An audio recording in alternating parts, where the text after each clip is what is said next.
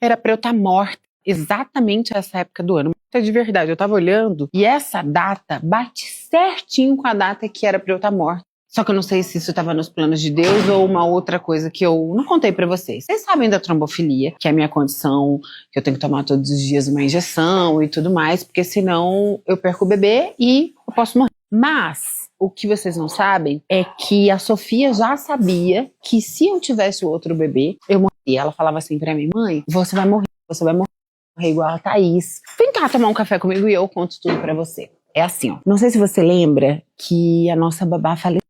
A gente tinha uma babá que chamava Thaís, que a Sofia era apaixonada por ela, gente. Ela é uma pessoa muito alegre, de muita energia. E ela faleceu assim que ela teve o bebê. Deixou o bebê, tipo, de 1 semana e pouco, mais um filho que ela já tinha e 2 netos. E foi muito triste, a gente ficou com as crianças em casa, assim que ela faleceu, durante um tempo, e sentimos o quanto vai ser difícil para aquelas crianças serem criadas sem a mãe, para uma bebê que nunca nem vai conhecer a mãe praticamente, o desafio do pai cuidar das crianças sozinha, o desafio da filha cuidar dos netos e ficar sem a mãe, enfim, dos netos não, do filho, né, que são os netos da Thaís, enfim, foi muito triste, e a Sofia sofreu muito, foi a primeira perda de alguém muito importante para ela, então isso ficou muito na memória dela. A Thaís era muito alegre, tudo tava bom. E assim, eu não falo que eu virei uma fã, você virou a minha irmã da minha vida, de tudo, meu pai do céu, não sei nem o que falar.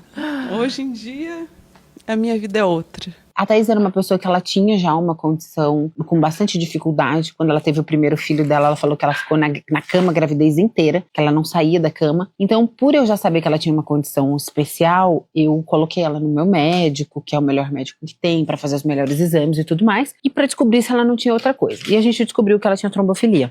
Descobrimos bem no comecinho, por isso que a Isa, que é a filha que nasceu, está aqui, senão ela não estaria. E ela começou a fazer um tratamento bem forte, com a Clexane, entre outras coisas. E o médico falou que depois, obviamente, que a bebê nascesse, ela tinha que continuar tomando injeção, porque senão ela morreu. Eu não entendi o que aconteceu exatamente, ninguém entendeu, mas ela morreu.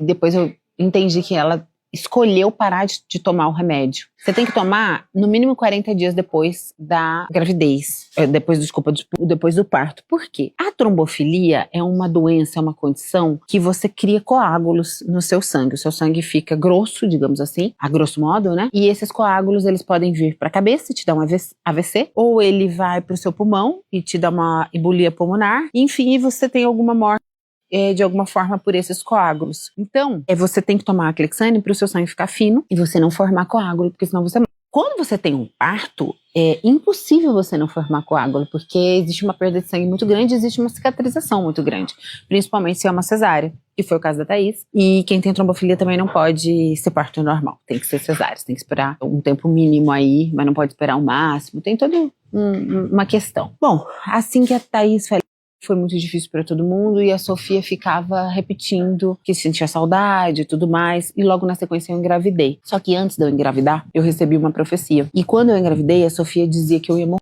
na gravidez. E ela chorava muito, falava: você vai morrer igual a Thaís. E eu falava: não, filha, mamãe não vai morrer igual a Thaís tinha uma doença que eu não tenho. E ela estava certa, eu ia morrer igual a Thaís. Crianças, né, e as suas conexões ali com Deus direta. Mas eu não sabia até então que supostamente eu morria igual a Thaís, sim. Quando faltavam 20 dias para eu poder estar grávida, eu recebi uma profecia. Foi exatamente essa profecia aqui. Porque eu lhe darei ainda um neto, saindo desse ventre aqui.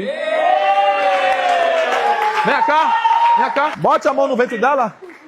Porque eu lhe darei um neto saindo desse ventre aí. Essa profecia foi do Saulo. E na época a gente filmou a nossa célula, porque a gente faz célula toda sexta-feira. E aí sempre vem pessoas especiais, às vezes a gente deixa a câmera da casa mesmo filmando, às vezes a gente bota uma câmera pra depois rever a palavra, rever alguma coisa. E nesse caso eu falei: nunca vou nem poder usar esse vídeo, porque com certeza absoluta esse cara errou, né? Porque falar que obrigada, falar que eu queria um talher também, você pega pra mim? Obrigadão. Falar que eu vou engravidar em 20 dias era impossível porque eu não tava ovulando. O médico falou que eu não tinha óvulos, que era impossível eu engravidar. Então eu tava iniciando um tratamento para começar a preparar o meu corpo para engravidar. E eu tava com uma cirurgia marcada para colocar uma reposição de hormônios para induzir a produção dos óvulos. E aí eu comentei com o pessoal, falei: cara, o Saulo se comprometeu muito obrigada.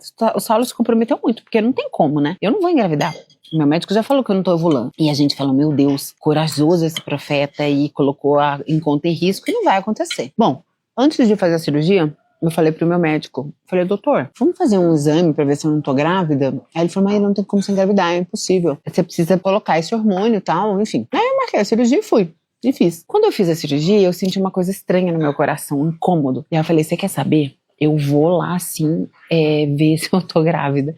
E aí eu falei pra ele, doutor, pede um exame que eu quero saber se eu tô grávida. Ele riu e falou, tá bom, pediu o exame. Só que eu tinha acabado de engravidar. Então, o exame deu incongruente. Não tinha dado suficiente pra saber se eu tava grávida, mas também não dizia que não tava. E ele falou, olha, realmente existe uma possibilidade de você estar grávida, mas isso é um milagre, porque se você não estava ovulando, como você engravidaria, né? Mas existe uma possibilidade, daqui a 3 dias a gente refaz e vê se o seu beta-HCG tá subindo. E a gente refez, e não é que o meu beta-HCG estava subindo. E aí eu corri retirar os hormônios que eu tinha colocado para eu poder dar conta da gravidez, porque eu não podia fazer a cirurgia.